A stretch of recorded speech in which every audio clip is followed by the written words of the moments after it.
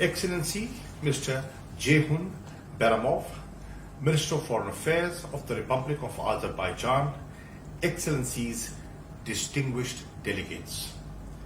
I thank Foreign Minister Beramov for organizing this virtual meeting. I express my solidarity with the states impacted by COVID-19 pandemic.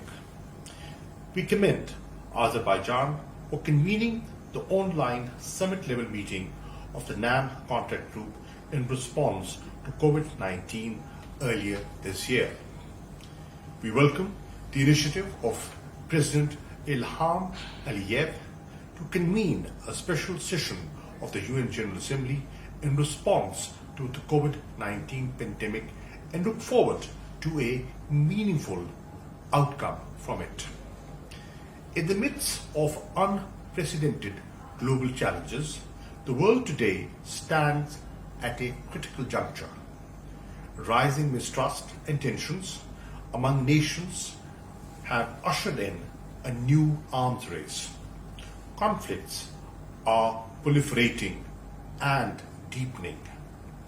Unilateral actions, military and economic coercion, and the oppression of occupied peoples has become widespread. Ideologies of hatred and discrimination are growing. Threats to security in cyberspace have heightened, and the advent of new disruptive technologies risks enhancing the existing inequalities.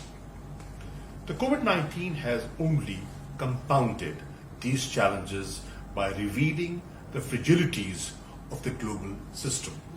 Mr. President, the pandemic has served to validate the importance of our movement's founding principles, which are rooted in solidarity, international cooperation, and respect for multilateralism.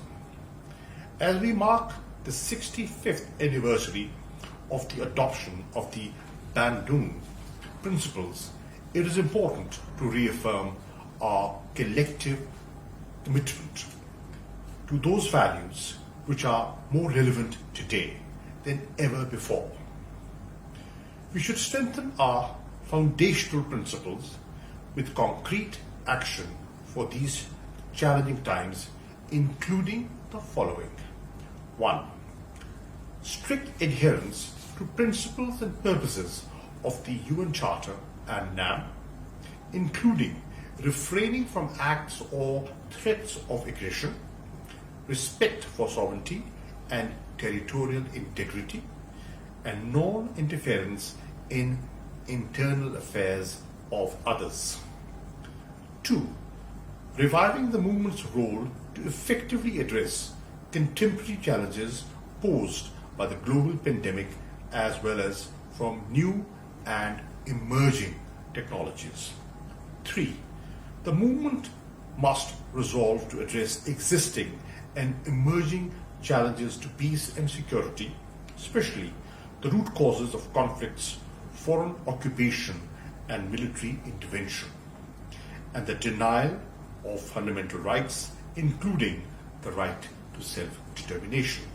Pakistan reiterates its concern at the continued denial of this cardinal right to the people of Indian illegally occupied Jammu and Kashmir, guaranteed to them in several Security Council resolutions. The legitimate freedom struggle of the people of Jammu and Kashmir is being brutally suppressed. Same is the case with Palestine. NAM and the international community must strengthen the calls for a just, peaceful, and expeditious resolution of these conflicts in accordance with the aspirations of the people. It is central to ensuring durable peace in South Asia and the Middle East. 4. The inextricable and symbiotic link between peace and development necessitates concerted action by NAM, membership and beyond, based on multilateralism and international cooperation to help developing countries in the realization of the SDGs. And finally, a strong and coordinated response is needed to help developing countries recover effectively from the COVID crisis and build back better. Earlier this year, our Prime Minister launched the Global Initiative on Debt Relief aimed at creating increased fiscal space and financial relief for low and middle income countries in overcoming the impact of COVID-19. NAM must join hands to support such initiatives. Mr. President, allow me to take this opportunity to express Pakistan's deep concern on the deteriorating security situation in Nagorno-Karabakh region.